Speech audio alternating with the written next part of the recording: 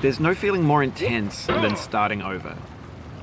If you deleted your homework the day before it was due, as I have, or if you left your wallet at home and you have to go back after spending an hour in the commute. If you won some money at the casino and then put all your winnings on red but it came up black. If you got your best shirt dry cleaned before a wedding and then immediately dropped food on it. If you won an argument with a friend and then later discovered that they just returned to their original view. Starting over is harder than starting up. If you're not ready for that, like if you've already had a bad day, then what you're about to go through might be too much. Feel free to go away and come back. I'll be here. Alright, thanks for coming with me on this trip. I'll understand if you have to take a break at any point. Just find a safe place to stop and quit the game. Don't worry, I'll save your progress, always. Even your mistakes.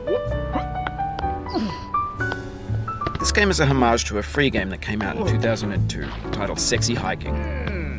The author of that game was Jazuo, a mysterious Czech designer who was known at the time as the father of B games. And B games are rough assemblages of found objects. Designers slap them together very quickly and freely, and they're often too rough and unfriendly to gain much of a following. They're built more for the joy of building them than as polished products.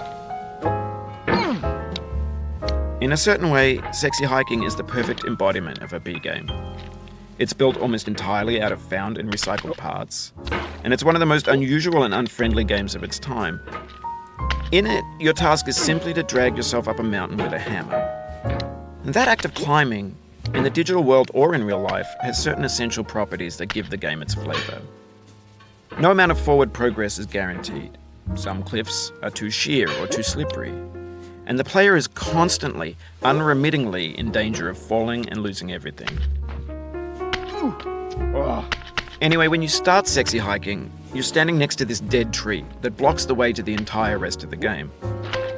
It might take you an hour to get over that tree, and a lot of people never got past it. You prod and you poke at it, exploring the limits of your reach and your strength, trying to find a way up and over. And there's a sense of truth in that lack of compromise.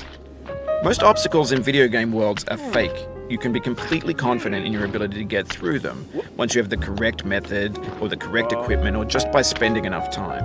In that sense, every pixelated obstacle in Sexy Hiking is real.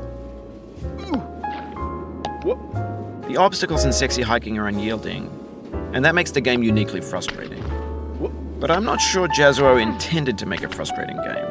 The frustration is just essential to the act of climbing, and it's authentic to the process of building a game about climbing.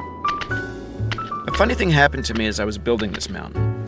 I'd have an idea for a new obstacle, and I'd build it, test it, and it would usually turn out to be unreasonably hard. But I couldn't bring myself to make it easier. It already felt like my inability to get past the new obstacle was my fault, as a player rather than as a builder. Imaginary mountains build themselves from our efforts to climb them, and it's our repeated attempts to reach the summit that turns those mountains into something real. When you're building a video game world, you're building with ideas, and that can be like working with quickset cement. You mold your ideas into a certain shape that can be played with, and in the process of playing with them, they begin to harden and set until they're immutable, like rock. And at that point, you can't change the world. Not without breaking